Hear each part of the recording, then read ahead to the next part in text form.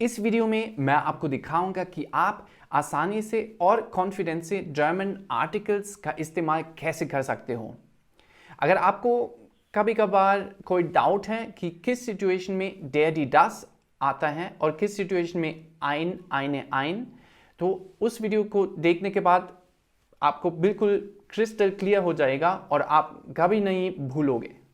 एक नई भाषा सीखते हुए एक बहुत नॉर्मल बात है कि लोग नई भाषा को अपने मातृभाषा के जैसा इस्तेमाल करते हैं, लेकिन वो आर्टिकल्स का टॉपिक जर्मन और हिंदी के बीच में बहुत अलग है, मतलब बहुत फ़र्क है इसमें।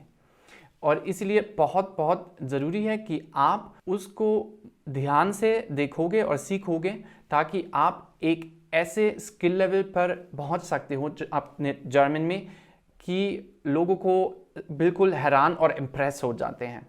अक्सर लोग उसको ध्यान नहीं रखते हैं और वो रिजल्ट है कि उनका भाषा इतना अच्छा नहीं है। ऐसा लगता है कि उन लोगों को जर्मन नहीं आती है असल में, और आप ये नहीं चाहते हो, इसलिए ध्यान से सुनना।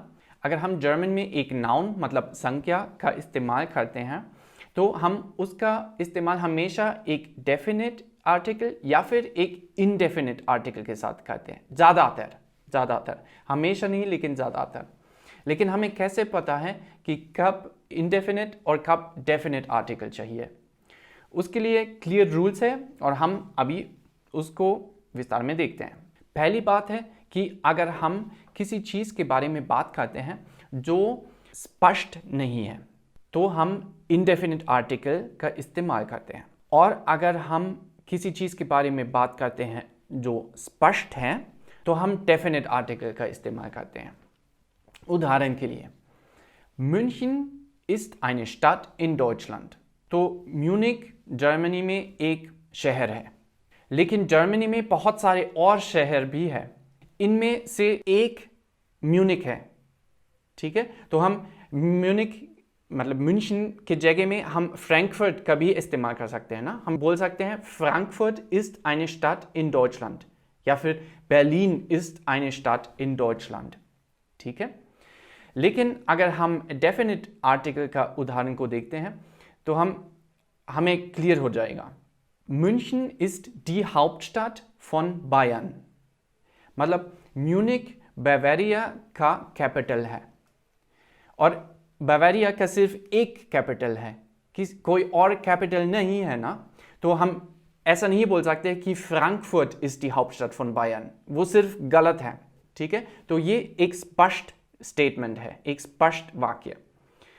München ist die Hauptstadt von Bayern, और इसमें बिल्कुल डेफिनेट आर्टिकल चाहिए।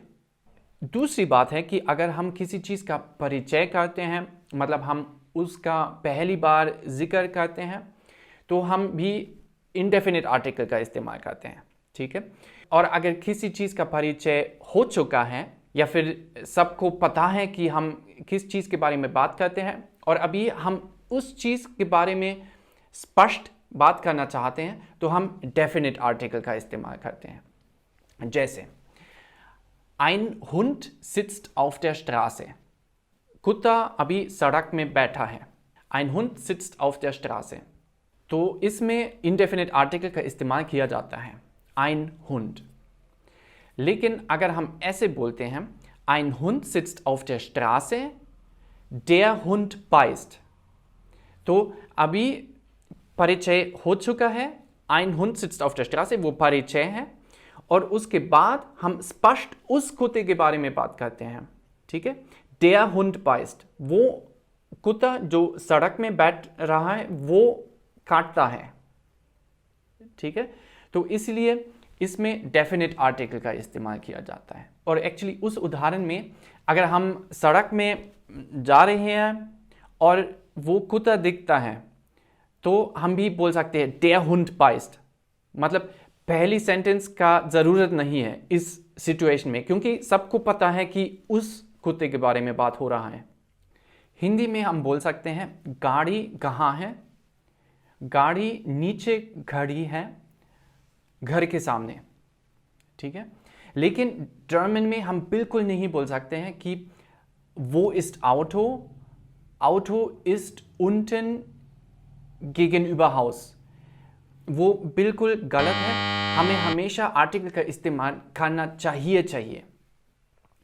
तो सही तरीका है wo ist das Auto? Das Auto ist unten gegenüber dem Haus.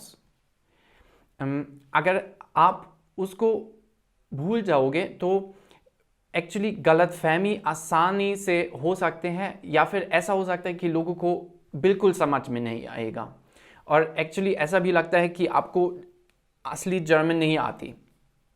ठीक है, तो वो आर्टिकल का बहुत ज़रूरत है, बहुत ज़रूरी चीज़ है ये समझना।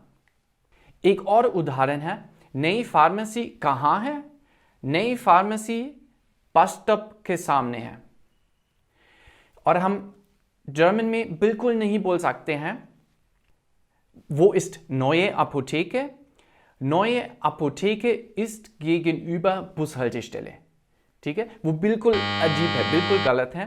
तो हम आर्टिकल का इस्तेमाल करेंगे और हम बोलेंगे वो ist die neue Apotheke. Die neue Apotheke ist gegenüber der Bushaltestelle. अगर आप जर्मन सीखना चाहते हो तो मेरे चैनल को अभी सब्सक्राइब करना और ज़्यादा टाइम मत गंवाना। आपको बहुत सारे और वीडियोस मिलेंगे जिसमें मैं मज़ेदार तरीके से आपको जर्मन सिखाता हूँ, हिंदी में, आपके मातृभाषा में, और वो सबसे आसान तरीका है एक भाषा सीखने का। आपके समय के लिए धन्यवाद। आपका दिन शुभ रहे, शुद्ध भी, और मैं आपसे मिलता हूँ अगली बार। बाय।